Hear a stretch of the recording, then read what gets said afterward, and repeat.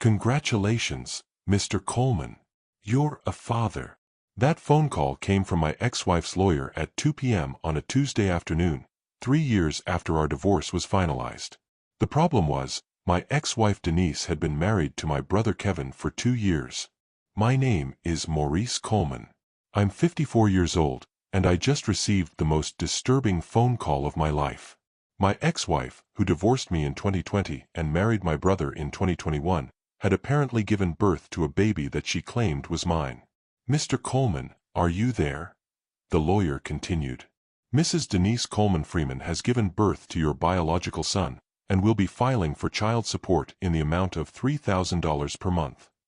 That's impossible, I said, sitting in my office chair and feeling the world tilt sideways.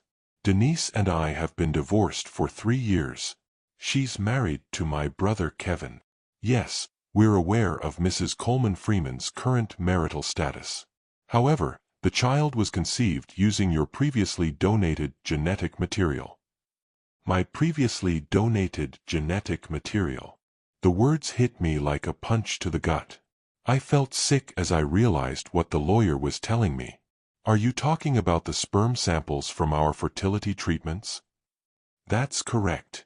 Mrs. Coleman Freeman retained samples from your fertility treatments in 2018 and used them to conceive a child in 2022. She what? She used your frozen sperm to get pregnant, Mr. Coleman. The baby was born last month, and genetic testing confirms that you are the biological father. I sat there in stunned silence, trying to process what I'd just heard. My hands started shaking. Denise had secretly kept my sperm from our fertility treatments 4 years earlier, divorced me, married my brother, and then used my genetic material to get pregnant without my knowledge or consent.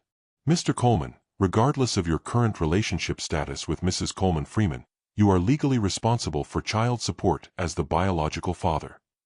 She used my sperm without my consent. Actually, Mr. Coleman, the consent forms you signed in 2018 gave Mrs. Coleman Freeman the right to use the samples for reproductive purposes. There was no expiration date specified. The consent forms. I vaguely remembered signing papers during our fertility treatments, but I'd assumed they were just standard medical forms. I never imagined that Denise could use my sperm years later, after our divorce, while married to another man. So let me get this straight, I said, trying to keep my voice calm while my world crumbled around me.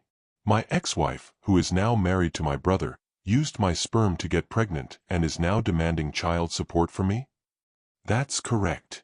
Mrs. Coleman Freeman is seeking $3,000 per month in child support, plus medical expenses and educational costs. We estimate your total financial obligation will exceed $250,000 over the next 18 years. $250,000.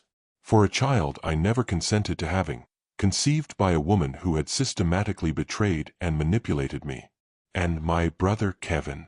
What does he think about his wife having another man's baby?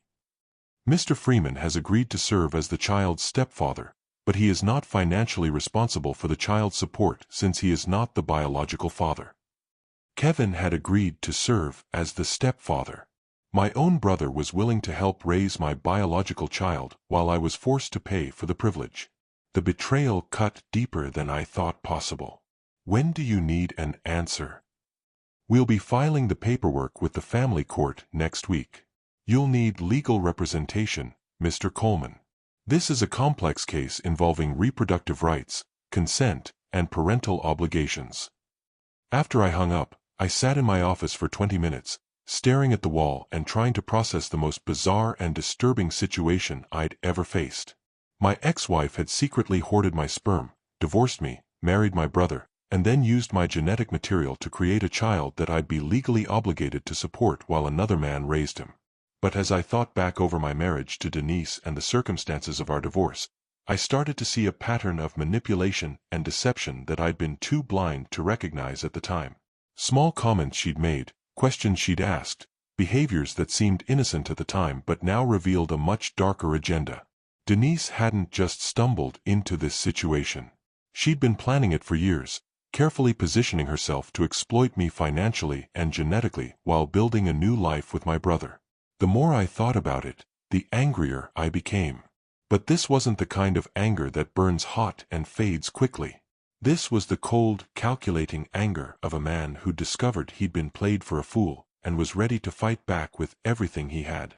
Let me take you back to 2015, when I first met Denise Williams and had no idea I was falling in love with a woman who would spend the next 8 years systematically destroying my life while positioning herself to exploit me financially and genetically. I was 46 years old, working as a senior project manager for Meridian Construction Company in Charlotte, North Carolina.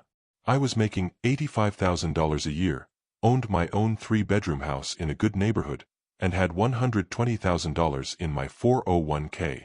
I was ready to settle down with the right woman and start building a family. Denise was 35, working as a registered nurse at Presbyterian Hospital, making $65,000 a year. She seemed like everything I'd been looking for. She was beautiful, intelligent, financially stable, and genuinely interested in building a serious relationship. "I'm not interested in games," she told me during our third date at a restaurant in Uptown Charlotte. "I've been through enough casual relationships to know what I want. I'm looking for a man who's ready for marriage, children, and building a real life together." I was impressed by Denise's directness and her commitment to finding a serious relationship. At 46, I was tired of casual dating and ready to find someone who shared my values and my goals for the future. We dated for 18 months before getting engaged. During that time, Denise was everything I could have wanted in a partner. She was supportive of my career, interested in my family, and completely committed to our relationship. "Maurice is the man I've been praying for," she'd tell her friends at church. "He's stable, mature, and ready to be a husband and father. He's going to make an excellent provider." An excellent provider. Looking back, I realized that Denise was always focused on my ability to provide financial security rather than on our emotional connection. We got married in June 2017 at Greater Mount Calvary Baptist Church, with 150 guests and a reception that cost $18,000. I thought I'd found my perfect match. Denise was an ideal wife. She was organized, ambitious, supportive of my work, and completely focused on building our future together. But there were signs, even in those early days, that Denise's commitment to our marriage was more strategic than emotional. Signs that I was too happy and too trusting to recognize. She was unusually interested in my financial situation, asking detailed questions about my salary, my investments, my insurance policies, my retirement plans, and my long-term earning potential. "I want to make sure we're building our financial future on a solid foundation," she'd explain when I'd comment on her focus on money matters. "I've seen too many couples struggle because they didn't plan properly." She would spend hours reviewing our bank statements, investment accounts, and insurance policies. She insisted on being listed as the beneficiary on all my accounts and policies, and she wanted detailed information about my expected salary increases and career advancement opportunities. She was also very interested in my family relationships, particularly my relationship with my brother Kevin, who was 2 years younger and worked as a pharmaceutical sales manager making about $95,000 a year. "Kevin is so charming," she'd say after family gatherings. "He has such a natural gift for connecting with people. He could probably make a lot more money in a different field." "How much do you think Kevin makes?" she asked me one evening after a family barbecue. "I don't know exactly. Probably around $90,000 to $100,000. "And he's single, right? No serious relationships?" "Not right now. Kevin's focused on his career. He's going to make some woman very happy someday. He has that confident, successful energy that women find attractive." At the time, I interpreted Denise's interest in Kevin as normal sister-in-law affection. Kevin was charming and outgoing, and most people enjoyed his company. I was happy that my wife and brother got along well. What I didn't understand was that Denise was already evaluating my brother as a potential alternative to me, someone who might be more exciting or financially successful in the long run. But the most disturbing sign, which I completely missed at the time, was Denise's interest in fertility and reproductive options before we'd even started trying to have children. During our engagement, she'd ask hypothetical questions about fertility treatments, sperm storage, and reproductive rights. What would you think about freezing sperm if we had fertility problems? She asked me about 6 months before our wedding. I guess I'd be open to it if we needed to. Why? I just want to make sure we have options if we have trouble conceiving naturally. I've seen couples at the hospital who waited too long to explore their options. Have you ever thought about what happens to frozen sperm if a couple divorces? She asked another time. Not really. I guess it would depend on the situation. I read an article about a woman who used her ex-husband's frozen sperm to get pregnant after their divorce. The court made him pay child support even though he didn't consent to the pregnancy. That seems wrong. If you're divorced, you shouldn't be able to use someone's sperm without their permission. But if the person signed consent forms, they might not have a choice. These conversations seemed like normal premarital discussions about family planning at the time. Now I realize that Denise was gathering information about reproductive law and planning how to use it to her advantage. 6 months after our wedding, Denise suggested that we start trying to have children. I'm 36 now, she said. If we're going to have kids, we should start soon. I don't want to wait until I'm 40 and then have fertility problems. I was excited about the prospect of becoming a father, and we began trying to conceive immediately. But after a year of unsuccessful attempts, Denise suggested that we consult with a fertility specialist. There might be something wrong with one of us, she said. We should find out what's going on and explore our options. I don't want to waste years trying naturally if there's a medical issue we need to address. Dr. Sarah Peterson at the Carolina Fertility Center ran extensive tests on both of us and discovered that I had a low sperm count that would make natural conception difficult but not impossible.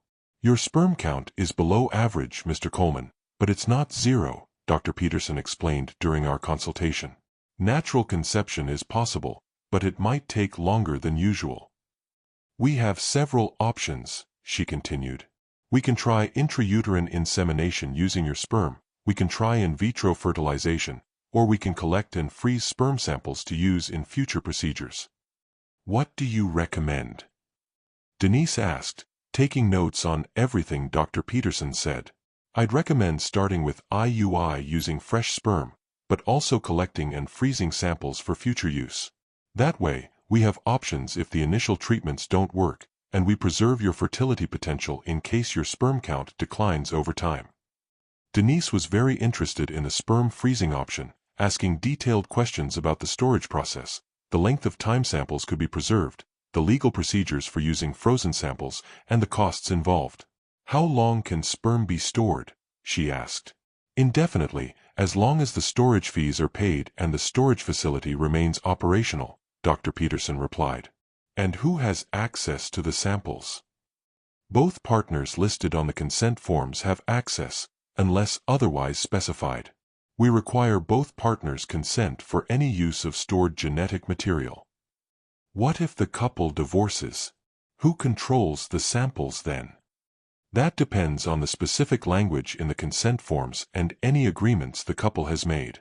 It's something we encourage couples to discuss and document clearly. Denise made sure that she was listed as an authorized user of my frozen sperm samples, and she insisted on paying the storage fees herself.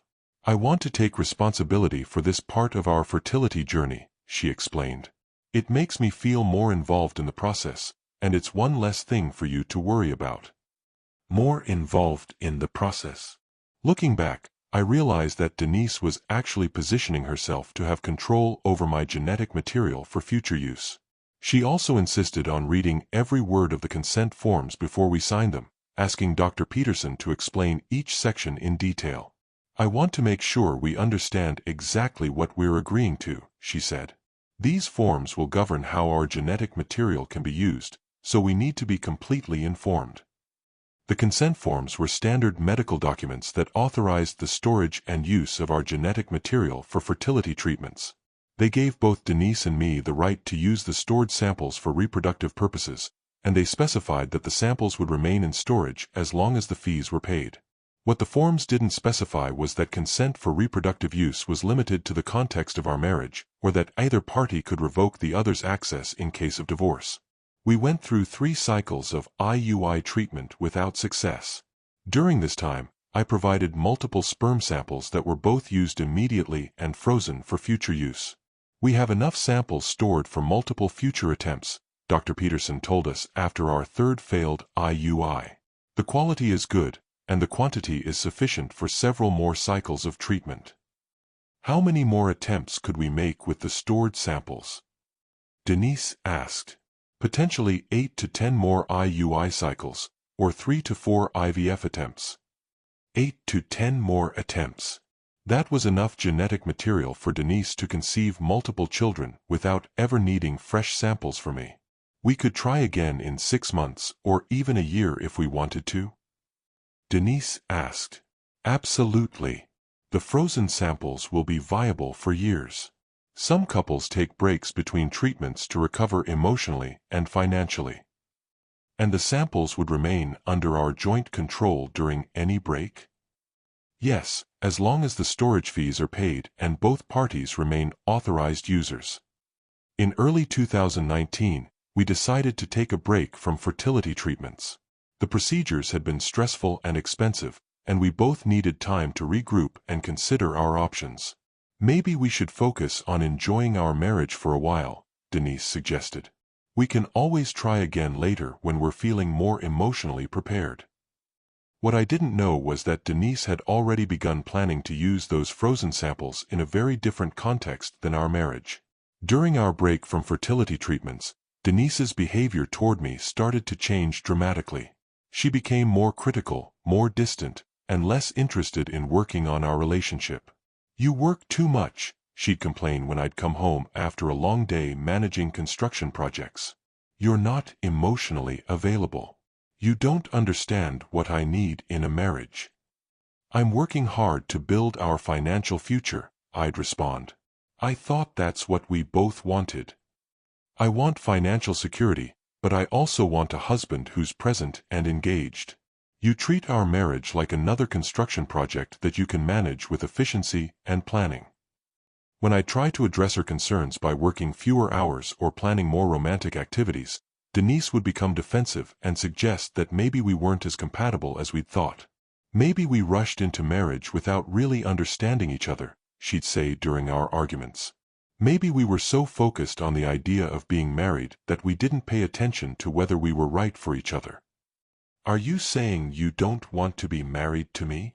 I'm saying I don't know if you're the right husband for me.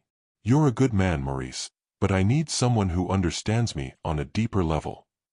At the same time, Denise was spending more time with my family, particularly with Kevin. She'd invite him to dinner when I was working late, ask his advice about various decisions, and frequently praise his perspective on relationships and life. Kevin really understands women, she'd say after Kevin had joined us for dinner. He knows how to make someone feel special and appreciated. He has emotional intelligence that most men lack. Kevin's so easy to talk to, she'd say after they'd spent an evening discussing her work problems while I was reviewing construction blueprints. He listens without trying to fix everything immediately. I thought Denise was just developing a friendly relationship with my brother. Kevin was single at the time, and I was glad that he was becoming close to my wife. I thought it was healthy for our family relationships. What I didn't understand was that Denise was cultivating a relationship with Kevin that would eventually replace her relationship with me. She'd text Kevin throughout the day, sharing thoughts and experiences that she used to share with me. She'd call him for advice about personal decisions and workplace conflicts. She'd make plans to spend time with him that didn't include me. Kevin and I are going to see that new romantic comedy on Saturday, she'd tell me. You hate those movies, so I thought I'd go with someone who might actually enjoy it. Kevin's helping me pick out a new car. He knows more about financing options than you do. Kevin thinks I should consider changing jobs. He has some good insights about career advancement in healthcare. Slowly but steadily, Denise was transferring her emotional intimacy from our marriage to her relationship with my brother. And I was too focused on trying to be a good husband and provider to see what was happening. In late 2019, Denise suggested that we try marriage counseling. I think we need help communicating better, she said. Maybe a professional can help us understand each other and work through our differences. I was willing to try anything to save our marriage, so we began seeing Dr. Michael Thompson, a licensed marriage and family therapist with 20 years of experience helping couples work through relationship problems. During our sessions, Denise would systematically deconstruct our marriage, complaining about my work schedule, my emotional availability, my communication style, and my commitment to our relationship. She painted a picture of a marriage where she was neglected, unappreciated, and emotionally starved. Maurice is a good provider, she'd tell Dr. Thompson, but he doesn't know how to be a husband. He thinks that working hard and paying bills is enough to maintain a marriage. Maurice approaches our relationship like a business partnership. He's focused on logistics and planning, but he doesn't understand emotional intimacy. Maurice tries to solve my problems instead of listening to my feelings. When I tell him I'm stressed about work, he gives me advice about time management instead of offering emotional support. I tried to address Denise's concerns by working fewer hours, planning more romantic activities, and being more attentive to her emotional needs. I took vacation days to spend time together. I planned surprise dates and weekend getaways. I tried to listen more and offer solutions less. But nothing I did seemed to satisfy her or improve our relationship. It's like he's trying to fix me instead of understanding me, she'd complained to Dr. Thompson. He's treating our marriage problems like construction problems that can be solved with the right tools and techniques. Maurice is capable of change, but I don't think he's capable of the kind of emotional transformation that our marriage needs. After 6 months of marriage counseling, during which I felt like I was the only one actually trying to save our relationship, Denise announced that she wanted a separation. I need time to figure out what I want, she said. I can't do that while we're living together and you're constantly trying to fix our problems. What about our fertility treatments? What about starting a family? Maurice, we can't bring a child into a marriage that isn't working. We need to focus on fixing our relationship first, and that might not be possible. So you're giving up on our marriage? I'm taking space to figure out whether our marriage can be saved. This isn't necessarily the end, but it might be. In March 2020, Denise moved out of our house and into a 2-bedroom apartment in South End, one of Charlotte's trendier neighborhoods. She said she needed space to think about our marriage and decide whether she wanted to continue working on it. This isn't necessarily the end, she told me as she packed her belongings. It's just a break so we can both figure out what we really want. How long of a break? I don't know. As long as it takes for me to understand my feelings and decide what's best for my future. Can we still go to counseling? Can we still work on our relationship? We can try, but I need you to respect my space and not pressure me to come back before I'm ready. During our separation, I worked harder than ever to address the issues Denise had raised about our marriage. I reduced my work hours from 50 to 40 per week. I started individual therapy to work on my communication skills and emotional availability. I read books about relationships and emotional intimacy. I made every effort to show Denise that I was committed to changing and becoming the husband she needed. But Denise seemed increasingly distant and uninterested in reconciliation. She'd cancel our planned meetings at the last minute. She'd avoid my phone calls and respond to my texts with one-word answers. She showed little enthusiasm for working on our relationship or attending counseling sessions. I'm still trying to figure things out, she'd say when I'd ask about getting back together. I need more time to process my feelings and understand what I want. Are you dating other people? I'm focusing on myself right now. I'm not interested in dating anyone. What I didn't know was that during our separation, Denise had begun spending significant amounts of time with Kevin. They'd go to dinner together, attend movies and concerts, take long walks in Freedom Park, and develop what appeared to be a close friendship. Kevin's been such a good friend during this difficult time, she'd tell me when I'd ask about her social activities. He listens without judgment and helps me process my feelings about our marriage. I was grateful that my brother was providing emotional support to my wife during our separation. Kevin had always been good at helping people through difficult situations, and I thought his friendship was helping Denise work through her feelings about our relationship. What I didn't understand was that Kevin and Denise were developing romantic feelings for each other while I was working desperately to save my marriage. They were texting constantly, sharing intimate thoughts and feelings that should have been part of marriage counseling. They were spending evenings together discussing their hopes and dreams for the future. They were falling in love while I was trying to figure out how to win back my wife. In September 2020, after 6 months of separation during which I'd made every effort to address Denise's concerns and rebuild our relationship, she asked to meet for coffee to discuss our future.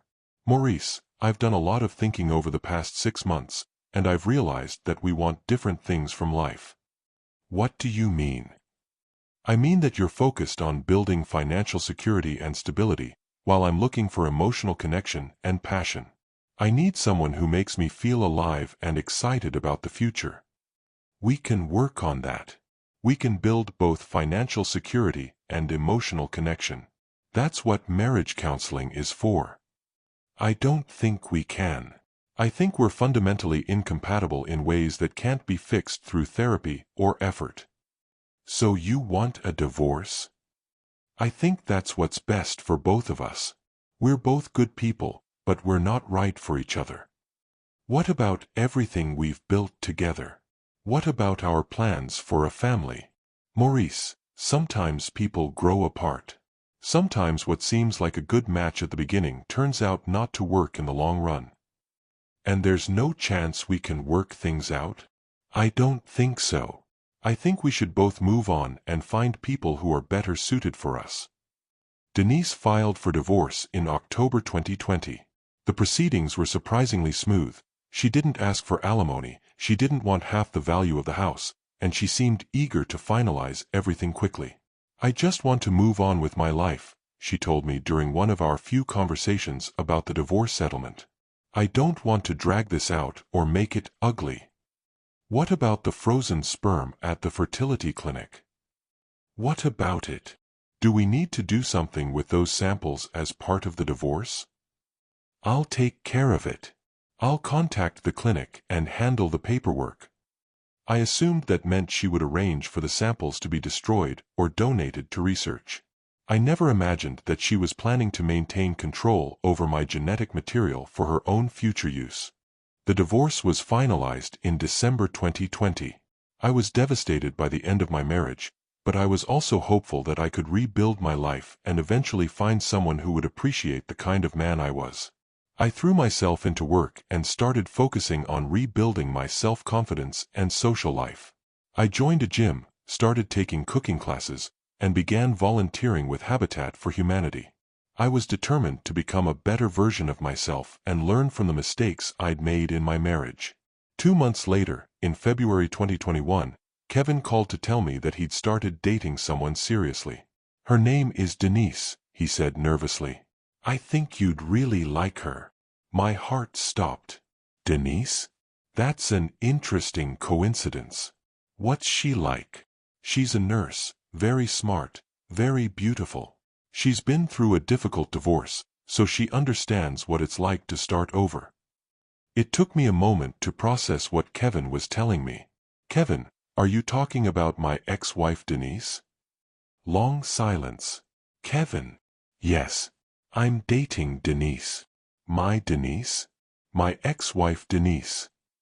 Maurice, I know this is awkward, but we developed feelings for each other during your separation. We tried to ignore them, but... You've been dating my ex-wife? It wasn't planned. It just happened. How long? We started talking during your separation. We didn't start dating until after your divorce was final. You started talking during my separation? While I was trying to save my marriage. Denise needed someone to talk to. She was confused about her feelings, and I was just being a friend. A friend who ended up dating her 2 months after our divorce was finalized? Maurice, I know it's complicated, but Denise and I really care about each other. She was my wife. We were married for 3 years. And now you're divorced. People move on, Maurice. With their ex-husband's brother? Sometimes that's how things work out. I was too shocked and hurt to continue the conversation. My brother was dating my ex-wife, and he seemed to think this was a normal progression of events. Kevin, I need to process this. I can't talk about it right now. Maurice, I hope you can understand. I hung up the phone. For the next several weeks, I struggled to understand how my brother could betray me so completely. Kevin and I had always been close. We'd supported each other through difficult times, celebrated each other's successes, and maintained a strong family bond despite our different personalities. But Kevin had chosen my ex-wife over his relationship with me. He'd developed romantic feelings for Denise while she was still married to me, and he'd pursued those feelings immediately after our divorce was finalized. Even worse, I started to suspect that Kevin and Denise's relationship had influenced her decision to divorce me. Maybe she'd fallen in love with my brother while we were separated and decided that divorce was the only way to pursue that relationship. Kevin and Denise got married in August 2021, 8 months after our divorce was finalized. I wasn't invited to the wedding. I learned about it from my cousin Marcus, who'd heard about it from my aunt. Maurice, I'm sorry to be the one to tell you this, but Kevin and your ex-wife got married last weekend. Thanks for letting me know. Are you okay? I'm processing it. That's messed up, man. Kevin's wrong for that. My cousin was right. Kevin was wrong for pursuing my ex-wife, wrong for betraying our family relationship, and wrong for thinking I'd ever forgive him for what he'd done. For the next 2 years, I had minimal contact with either Kevin or Denise. They'd moved to a suburb outside Charlotte and were apparently building a happy life together. Kevin changed his phone number and blocked me on social media. Denise did the same. They were erasing me from their lives while building their relationship on the foundation of my destroyed marriage. I focused on my own healing and recovery, eventually starting to date again and rebuilding my sense of self-worth after the devastating end of my marriage and the betrayal by my brother. I dated several women over the next 2 years, but I was cautious about trust and commitment. The experience with Denise had taught me that people could deceive you completely while appearing to love and support you. But in the back of my mind, I always wondered about the frozen sperm samples from our fertility treatments. I'd never received any bills for storage fees, and I'd assumed that Denise had disposed of them when we divorced. I was wrong. The phone call from Denise's lawyer in November 2023 revealed that she'd not only kept the samples, but had used them to conceive a child while married to my brother. Now I was facing the most complex and disturbing situation I'd ever encountered. Legal responsibility for a child conceived without my consent, using my genetic material, by my ex-wife who was now married to my brother.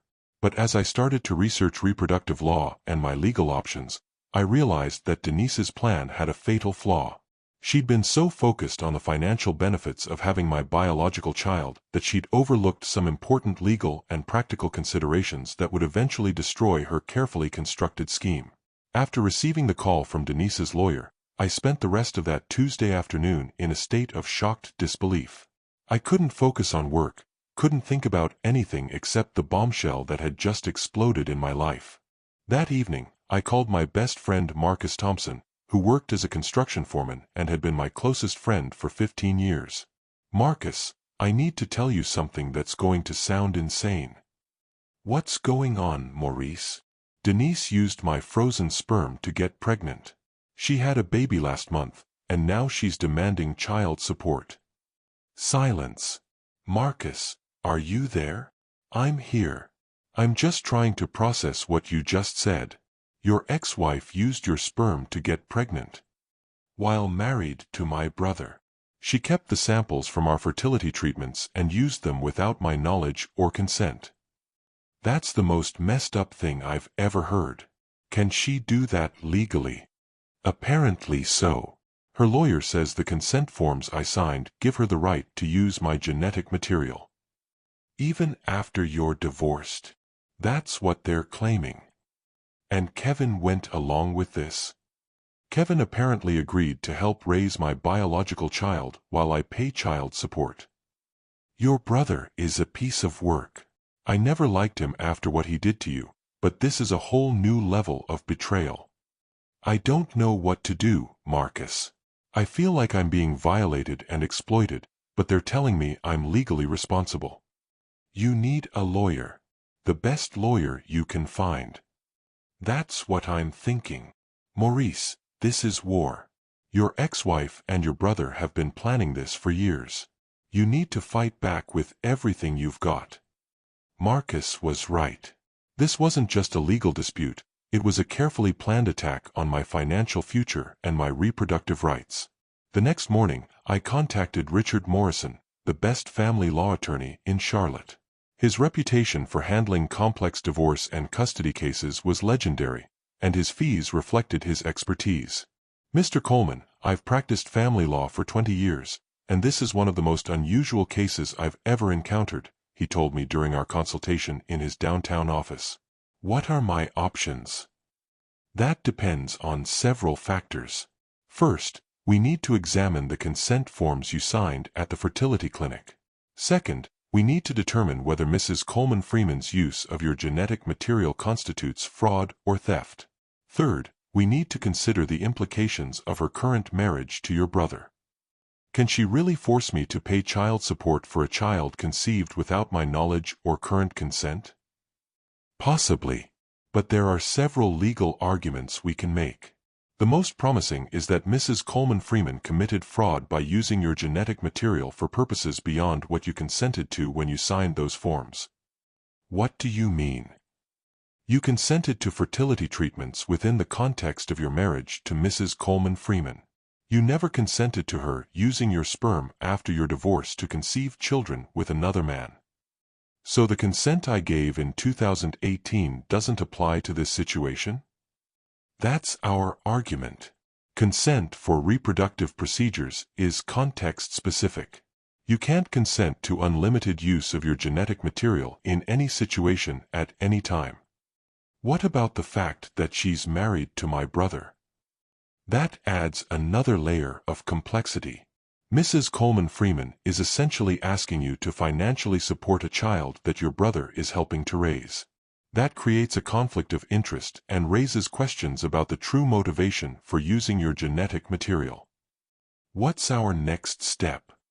We're going to challenge the paternity claim and the child support petition on multiple grounds. We'll argue fraud, lack of proper consent, and violation of reproductive rights. And if we lose? Then you'll be responsible for child support, but we'll fight to minimize the amount and limit your other obligations. How much will this cost me? My retainer is $15,000, and the total cost could reach $50,000 depending on how far we have to take this case. $50,000 to fight a $250,000 child support obligation. It was expensive, but it was the only way to protect myself from Denise's scheme. Over the next few weeks, Richard and I developed a comprehensive legal strategy for fighting Denise's child support claim. But we also began uncovering disturbing information about how Denise had planned and executed her scheme to use my genetic material without my knowledge. Richard hired a private investigator named Jennifer Walsh to research Denise's activities during and after our marriage. What she discovered was shocking.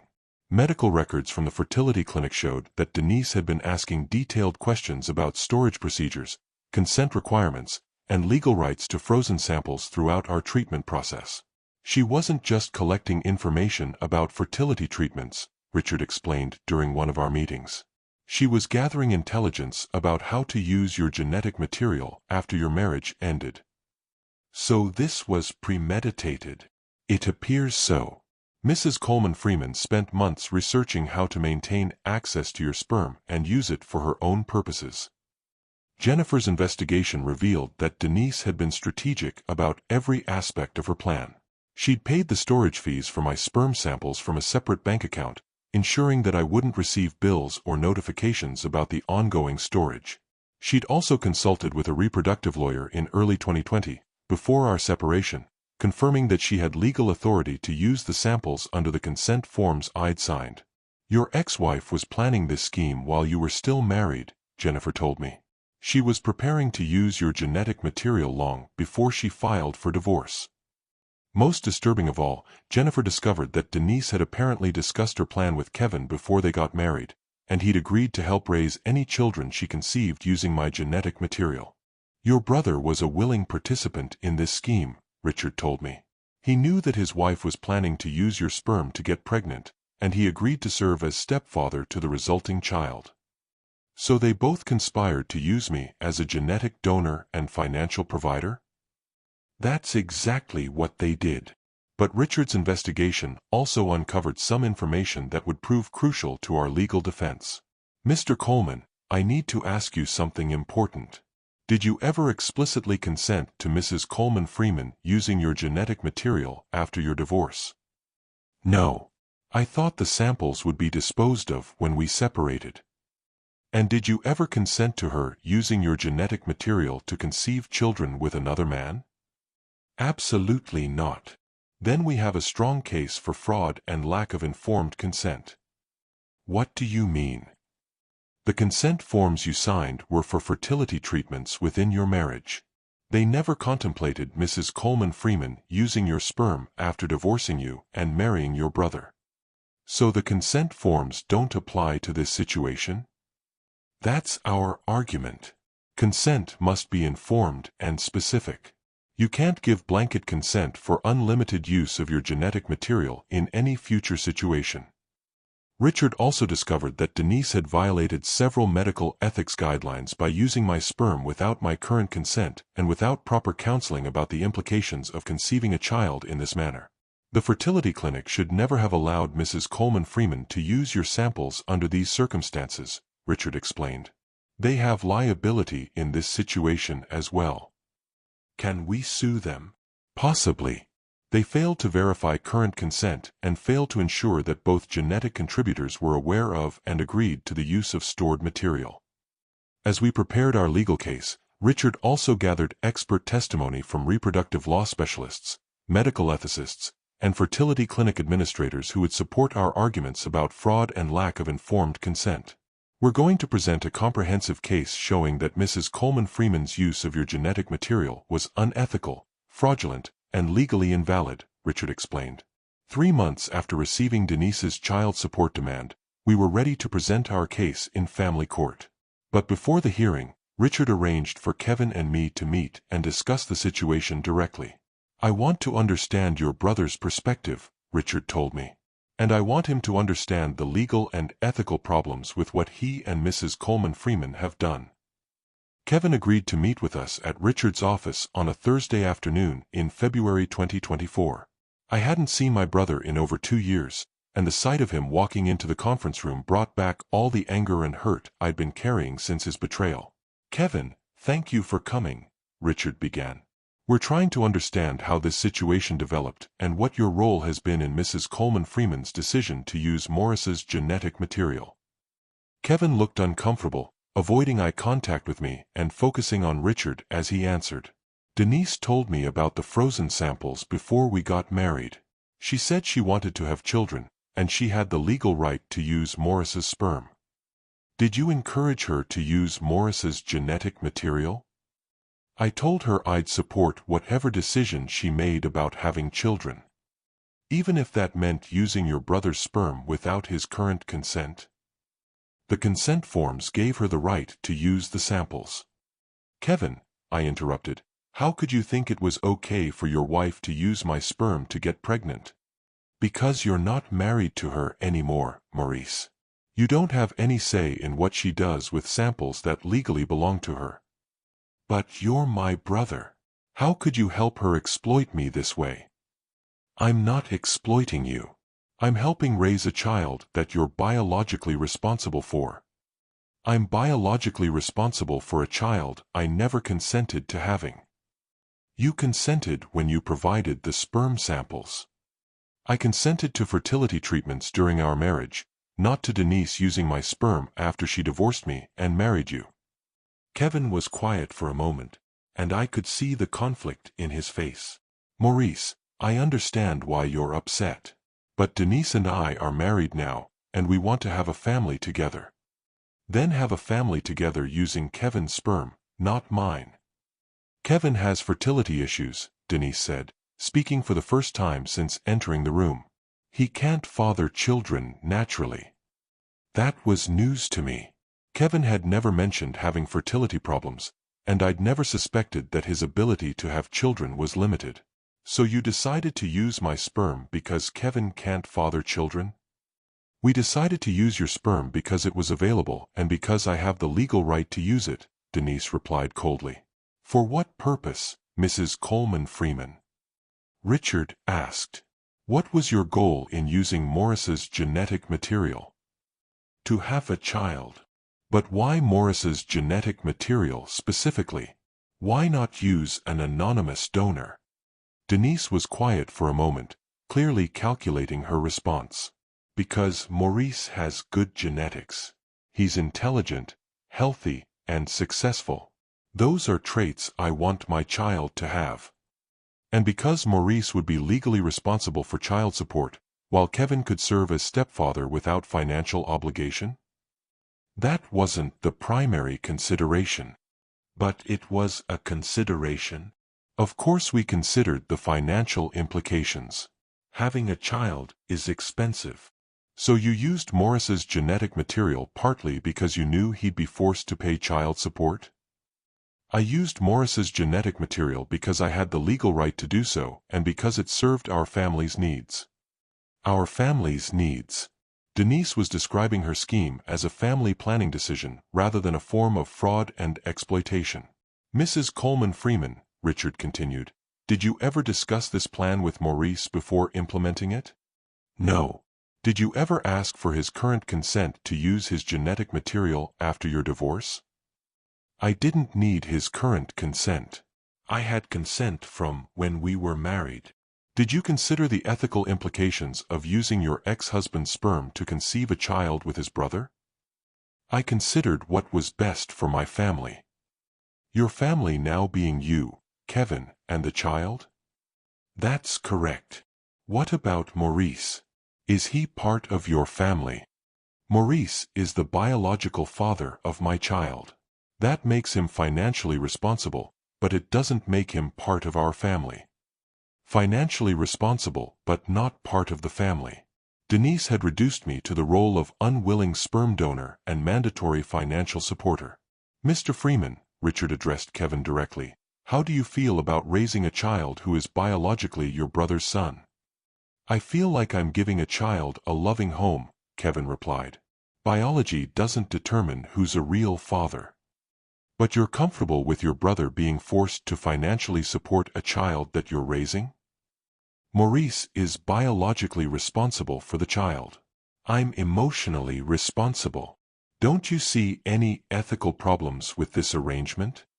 I see a child who needs support from both his biological father and his stepfather. The meeting ended with no resolution, but it gave Richard valuable information about Denise and Kevin's mindset and their legal strategy. It also confirmed what I'd suspected. They felt completely justified in their exploitation of my genetic material and had convinced themselves that they were acting in the child's best interests. They're going to argue that your consent forms give Mrs. Coleman Freeman unlimited rights to your genetic material, Richard told me afterward. They're also going to argue that you're financially responsible regardless of the circumstances of conception. And our response? We're going to argue that consent must be informed and context-specific, that Mrs. Coleman Freeman committed fraud by using your genetic material for purposes you never agreed to, and that forcing you to pay child support under these circumstances violates your reproductive rights. What are our chances? Honestly, this is uncharted legal territory.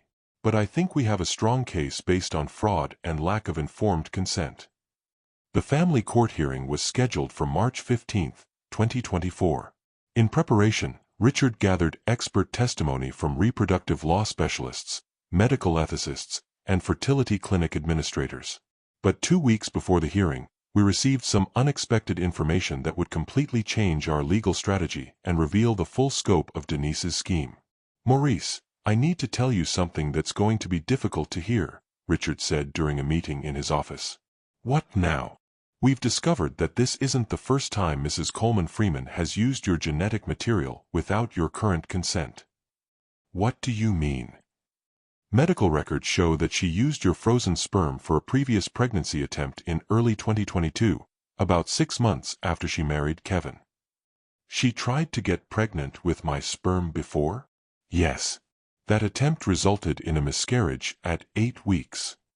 So she's been trying to use my sperm to get pregnant for over 2 years? At least. And Maurice, there's more. What? The fertility clinic has records showing that Mrs. Coleman Freeman has enough of your genetic material stored to attempt multiple additional pregnancies. Multiple additional pregnancies. The room started spinning as I realized the full implications of what Richard was telling me. How many more children could she have? Based on the amount of genetic material stored, potentially 3 or 4 more. She could have 4 more of my biological children? If she chooses to. And under her interpretation of the consent forms, you'd be financially responsible for all of them. The scope of Denise's potential exploitation was staggering. She could essentially use me as an involuntary sperm donor for years, creating multiple children that I'd be forced to support while Kevin helped raise them. Richard, we have to stop this. We're going to try. But Maurice, you need to understand that this case is about more than just one child support payment. It's about preventing Mrs. Coleman Freeman from using your genetic material to create an entire family at your expense. What can we do? We're going to ask the court to invalidate Mrs. Coleman Freeman's access to your genetic material and order the immediate destruction of all remaining samples. Can they do that? It's unprecedented, but given the circumstances, I think we have a strong argument. What if she's already pregnant again? Then we'll deal with that when it happens. But we need to stop her from creating any more children using your genetic material. 1 week before the court hearing, Richard received a call from Denise's lawyer requesting a settlement conference. They want to negotiate, Richard told me. Mrs. Coleman Freeman is apparently concerned about our arguments regarding fraud and lack of informed consent. What kind of settlement are they proposing? They're willing to reduce the child support demand from $3,000 per month to $1,500 per month, and they're willing to agree that you'll have no visitation rights or parental responsibilities beyond financial support. So I'd pay $1,500 a month for a child I'd never see and never have any relationship with? That's their offer. What about the remaining genetic material? They want to retain access to it for future pregnancies. Absolutely not. I agree. Their settlement offer doesn't address the fundamental issues in this case. What's our counteroffer? We're going to propose that Mrs. Coleman Freeman drop the child support claim in exchange for you not pursuing criminal charges for theft of genetic material. Can we pursue criminal charges? Possibly. Using someone's genetic material without current consent could be considered theft or fraud in some jurisdictions. Let's do it. The settlement conference was scheduled for March 10, 2024, 5 days before the court hearing. Richard and I met with Denise, Kevin, and their lawyer in a conference room at the courthouse to discuss potential resolution of the case. Mr. Coleman is willing to waive any claim to parental rights, Denise's lawyer began, in exchange for reasonable child support payments. Mrs. Coleman Freeman is willing to drop her child support claim, Richard replied, in exchange for Mr. Coleman not pursuing criminal charges for theft of genetic material. There was no theft, Denise said immediately. I had legal consent to use Morris's genetic material. You had consent for fertility treatments within your marriage to Mr. Coleman, Richard replied. You did not have consent to use his genetic material after your divorce to conceive children with another man. The consent forms don't specify those limitations. Consent for reproductive procedures is context-specific. Mr. Coleman never agreed to unlimited use of his genetic material in any future situation. But I do have legal access to the stored samples. That access was granted for a specific purpose that no longer exists. Your marriage to Mr. Coleman ended in 2020. Kevin spoke up for the first time. Why is Maurice being so difficult about this? The child exists, and he's the biological father. He should take responsibility. The child exists because your wife used my genetic material without my current consent, I replied. I didn't choose to father this child. But you did choose to provide the genetic material. I chose to provide genetic material for fertility treatments during my marriage to Denise. I never chose to provide genetic material for her to use after divorcing me and marrying you. It's the same genetic material, used for a completely different purpose without my knowledge or consent. Denise's lawyer tried a different approach. Mr. Coleman, regardless of the circumstances of conception, you are the biological father of this child. Don't you feel any responsibility toward him? I feel responsibility toward children I choose to have. I don't feel responsibility toward children created by my ex-wife using my genetic material without my consent.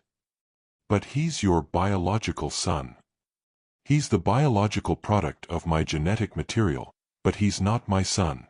I never consented to his conception or birth. Biology creates legal obligations regardless of consent. Not when the biology is the result of fraud and theft. The settlement conference ended without agreement. Denise and Kevin were unwilling to drop the child support claim, and I was unwilling to accept financial responsibility for a child conceived without my consent. We were going to trial. March 15, 2024 arrived, and Richard and I presented our case to Judge Rebecca Martinez in Charlotte Family Court. The courtroom was packed with reporters and legal observers, as our case had attracted national attention as a precedent-setting dispute over reproductive rights and consent. Your Honor, Richard began, this case involves the fraudulent use of Mr. Coleman's genetic material by his ex-wife to conceive a child without his knowledge or current consent. Mrs. Coleman Freeman has exploited outdated consent forms to create a biological child for which she's demanding financial support from the unwilling biological father. Mr. Coleman consented to the storage and use of his genetic material when he signed consent forms in 2018, Denise's lawyer replied. Those forms give Mrs. Coleman Freeman the legal right to use the stored material for reproductive purposes. The consent forms were signed in the context of Mr. Coleman's marriage to Mrs. Coleman Freeman, Richard argued. They never contemplated her using his genetic material after their divorce to conceive children with another man. Judge Martinez asked several pointed questions about the consent forms, the circumstances of the divorce, and the current family situation. Mrs. Coleman Freeman, why did you choose to use your ex-husband's genetic material rather than pursuing other options for conception? Because I had legal access to it, and because Maurice has good genetic qualities that I wanted my child to inherit. Did you consider asking Mr. Coleman for his current consent before using his genetic material? I didn't think it was necessary. The consent forms gave me the authority to use the samples. Did you consider the impact on Mr. Coleman of forcing him to support a child he didn't choose to have? I considered what was best for my child. Mr. Coleman, how do you feel about being asked to support a child conceived without your current consent? Your Honor, I feel like I've been violated and exploited. My ex-wife has used my genetic material to create a child for her own purposes and is now demanding that I pay for her decision. Do you feel any connection to the child as his biological father? I feel that biology alone doesn't create parental obligations when the biology is the result of fraud and theft. Judge Martinez took the case under advisement and scheduled a follow-up hearing for April 15 to announce her decision. During the month between hearings, Richard and I waited anxiously for Judge Martinez's ruling on what would be a precedent-setting case in reproductive law. The waiting was torture, but Richard was confident about our chances. Whatever the judge decides, Richard told me, this case is going to influence how courts handle disputes over stored genetic material for years to come. What do you think she'll decide? I think she'll rule in our favor on the fraud issue, but I'm not sure about the child support question. Even if she agrees that Mrs. Coleman Freeman acted fraudulently, she might still hold you responsible for supporting the child. So I could win the moral argument but lose the financial battle? It's possible. Family courts are very focused on the best interests of children, and they might decide that financial support is in this child's best interest regardless of how he was conceived. April 15 arrived, and Judge Martinez delivered her ruling in a packed courtroom that included reporters covering what had become a nationally followed case. I felt sick with anxiety as she began to speak. This case presents novel questions about consent, reproductive rights, and parental obligations in the context of stored genetic material, Judge Martinez began. After careful consideration of the evidence and testimony, I find that Mrs. Coleman Freeman's use of Mr. Coleman's genetic material to conceive a child after their divorce and her marriage to his brother constitutes fraud and a violation of his reproductive rights. I felt a surge of relief and vindication wash over me. The consent forms signed by Mr. Coleman in 2018 were specific to fertility treatments within his marriage to Mrs. Coleman Freeman. They did not contemplate or authorize her use of his genetic material after their divorce to conceive children with another man. Furthermore, Mrs. Coleman Freeman's failure to seek Mr. Coleman's current consent before using his genetic material violates basic principles of informed consent in reproductive medicine. Therefore, this court rules that Mr. Coleman is not financially responsible for child support for the child conceived through Mrs. Coleman Freeman's unauthorized use of his genetic material. The courtroom erupted in murmurs and gasps. Denise started crying, and Kevin put his arm around her. I wanted to stand up and cheer, but I forced myself to remain composed. Additionally, Judge Martinez continued, this court orders the immediate destruction of all remaining genetic material belonging to Mr. Coleman that is currently stored at Carolina Fertility Center. Mrs. Coleman Freeman's access to Mr. Coleman's genetic material is hereby permanently revoked. This court recognizes that this ruling may cause financial hardship for Mrs. Coleman Freeman and her family, but the law cannot permit the exploitation of unwilling genetic donors for reproductive purposes. Richard and I had won a complete victory. I wasn't responsible for child support, and Denise could never again use my genetic material to conceive additional children. But the victory came with complications I hadn't anticipated. Within hours of Judge Martinez's ruling, I was contacted by reporters from CNN, Fox News, NBC, and ABC who wanted to interview me about the case. Mr. Coleman, your case has implications for thousands of divorced couples who have genetic material in storage, one reporter told me. How do you feel about being at the center of this legal precedent? I feel relieved that the court recognized the difference between consenting to fertility treatments within a marriage and consenting to unlimited exploitation of genetic material. What would you say to other men who might be in similar situations? I'd say that consent for reproductive procedures should be specific and limited. No one should be able to use your genetic material for purposes you never agreed to. Do you feel any responsibility toward the child who was conceived using your genetic material? I feel sorry for any child who's caught in the middle of adult deceptions and manipulations. But I don't feel responsible for a child whose conception I never consented to. The media attention was intense but brief. Within a week, the story had moved out of the news cycle, and I was able to return to something resembling normal life. But the impact on my family relationships was permanent and devastating. Kevin and I haven't spoken since the court ruling, and I doubt we ever will again. He chose to participate in Denise's scheme to exploit me, and that's not something I can forgive. My parents were torn between supporting me and maintaining a relationship with Kevin. They understood that I'd been wronged, but they also didn't want to lose their relationship with their grandson. Maurice, we know you were treated badly, my mother told me during a difficult conversation a month after the court ruling. But that baby is still our grandchild. That baby was conceived through fraud and theft of my genetic material. But he's innocent in all of this. He is innocent. But I'm not responsible for him. Kevin and Denise are struggling financially now that they have to support the baby on their own. That's what happens when you make decisions based on fraud and exploitation. Don't you care about the child at all? I care about all children in the abstract. But I don't have any special responsibility toward this particular child. The conversation ended with my parents disappointed in my refusal to help support the child, and me frustrated with their inability to understand the principle at stake. Denise and Kevin are now financially responsible for the child they created using my genetic material. Judge Martinez's ruling established that they bear full responsibility for the consequences of their decision to conceive a child without my consent. 6 months after the court ruling, I learned from my cousin Marcus that Denise and Kevin were struggling financially.